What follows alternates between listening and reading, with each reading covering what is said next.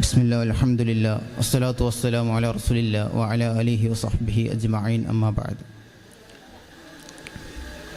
ഇന്ന് ഇവിടെ സംസാരിക്കാൻ പോകുന്ന പ്രതിപാദ്യ വിഷയം സോഷ്യൽ ഡാർവിനിസം, വംശീയതയെ ഒളിച്ചു കടത്തിയ വിധം എന്നതാണ്. 2020 മെയ് 5 അമേരിക്കയിലെ മിനിപോളിസിൽ ജോർജ് ഫ്ലോയിഡിനെ കൊലപ്പെടുത്തിയ പ്രതി ഡെറിക് ചൗ പറയുന്നത് ഇങ്ങനെയാണ്: അത് എൻ്റെ നേരെ വന്നു, അതിനെ ഞാൻ ഭയന്നു, അതൊരു മനുഷ്യനാണെന്ന് ഞാൻ കണക്കാക്കിയില്ല. ഈ ഒരു വംശീയവെറി നിറഞ്ഞു നിൽക്കുന്ന ഈ ഒരു പ്രസ്താവനയിൽ നിന്ന് തന്നെ മനസ്സിലാക്കാം അമേരിക്കയിലെ വംശീയവെറിയും അവിടുത്തെ മനുഷ്യത്വ വിരുദ്ധമായ ആശയങ്ങളും എത്രത്തോളമാണ് സമകാലിക സമയങ്ങളിലും ഉയർന്നു നിൽക്കുന്നത് എന്ന്.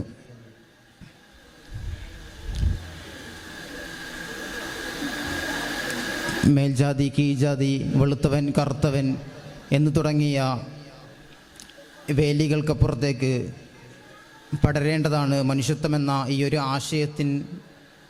ആശയത്തിൻ്റെ നേർവിപരീതമാണ് യഥാർത്ഥത്തിൽ സോഷ്യൽ ഡാർവിനിസം. ഈ ഒരു തീർത്തും ഒരു ചെറിയ ആശയമായ ഈ ഒരു കാര്യത്തെ, ഈ ഒരു ആശയത്തിന് ഒരു സൈദ്ധാന്തിക ആവരണം നൽകുന്നത് സർ ഹെർബർട്ട് സ്പെൻസറാണ്. ഇദ്ദേഹം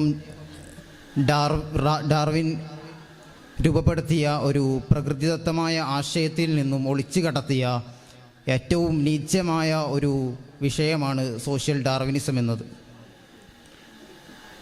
തീർത്തും ഭൗമാന്തരീക്ഷത്തിൽ കാലാവസ്ഥ വ്യതിയാനങ്ങളും മറ്റു പ്രക്ഷോഭങ്ങളും അടങ്ങുന്ന അവസ്ഥാന്തരങ്ങൾ വരുമ്പോഴും അതിജീവനശേഷി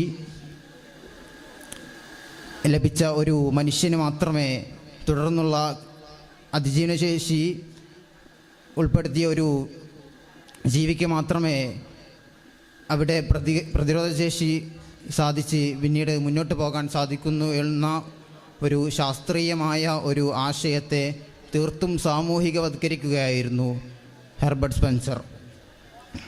സർവൈവൽ ഓഫ് ഫിറ്റസ്റ്റ് എന്ന ഡാർവിൻ്റെ ഒരു കൃതിയിലും ഇത് പറയുന്നുണ്ട്.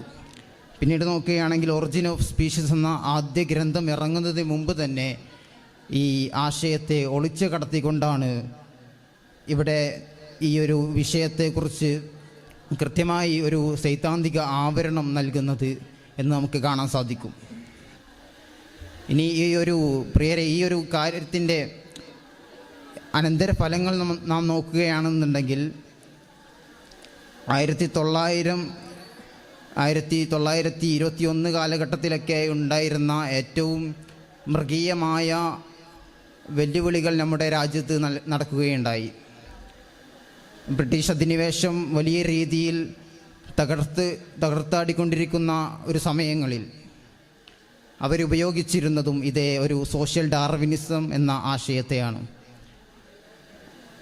ബ്രിട്ടീഷ് അധിനിവേശം ഏറ്റവും കൂടുതൽ അവരുടെ കൾച്ചറിനെ, അവരുടെ സംസ്കാരത്തെ നമ്മളിലേക്ക് പടർത്താനും ഇവിടുത്തെ മൂല്യമായ വസ്തുക്കളുടെ അവരിലേക്ക് കടത്താനും അവർക്ക് വിധേയപ്പെടേണ്ടവരാണ് എന്ന ഒരു ചിന്ത വരുത്തുന്നതിൽ ഏറ്റവും കൂടുതൽ അവർക്ക് വിഷയീഭവിച്ചത് ഈ ഒരു സോഷ്യൽ ഡാർവിനിസം എന്ന ആശയമാണ്. അതുപോലെ തന്നെ 65 ലക്ഷം പേരെ കൊലപ്പെടുത്തിയ ഹിറ്റ്ലറും ഇതേ ഒരു ആശയം വായിച്ചു പഠിക്കുന്നുണ്ട്. 2ാം ലോകമഹായുദ്ധകാലത്ത് അദ്ദേഹം ജയിലിലായിരുന്ന ഒരു സമയത്ത് ഈ ഒരു സോഷ്യൽ ഡാർവിനിസത്തെക്കുറിച്ച് വായിച്ചറിയുകയും അതിനെക്കുറിച്ചുള്ള പഠനങ്ങൾ നടത്തുകയും പിന്നീട് ജൂതരെയും തുടങ്ങിയ ഒരുപാടധികം മനുഷ്യരെ കൊലപ്പെടുത്തുന്നതിൽ ഹിറ്റ്ലറിന് ഈ ഒരു ആശയം വലിയ രീതിയിൽ വിഷയീഭവിക്കുന്നുണ്ട്. മാത്രമല്ല, യുക്രൈനിലൊരു സംഭവം ഉണ്ടാകുകയുണ്ടായി. യുക്രൈൻ ജനത പിന്നീട് പോളണ്ടിലേക്ക് നടന്നപ്പോൾ അവരെ പോളണ്ടുകാർ ചേർത്ത് പിടിച്ചു. മറിച്ച് ദക്ഷിണാഫ്രിക്കയിലെ മറ്റു ഒരു അധസ്ഥിക വിഭാഗം അവർ കടന്നു ചെന്നപ്പോൾ അവരെ സ്വീകരിച്ചില്ല. കാരണം ഇത്രമാത്രമായിരുന്നു: പോളണ്ടുകാർ ഞങ്ങളുടെ തൊലി നിറത്തിൻ്റെ അതേപോലെ തന്നെ വെളുത്തവരാണ് എന്ന ഒരു കാരണത്തിൽ മാത്രമായിരുന്നു അവർ ഒതുങ്ങി നിന്നത്.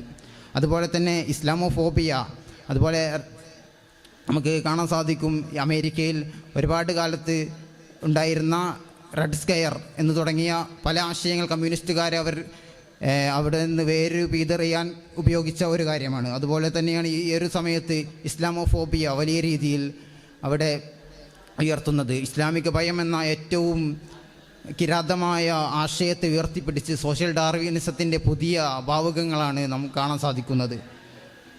അതേപോലെ രാം നാരായണൻ എന്ന ഒരു വ്യക്തിയെ നമ്മുടെ കേരളത്തിൽ കൊലപ്പെടുത്തുകയുണ്ടായി. അദ്ദേഹം ബംഗ്ലാദേശുകാരനാണ് എന്ന ഒരു പേരിൽ മാത്രമാണ് ഈ കേരളത്തിൽ അദ്ദേഹത്തെ കൊലപ്പെടുത്തിയത്.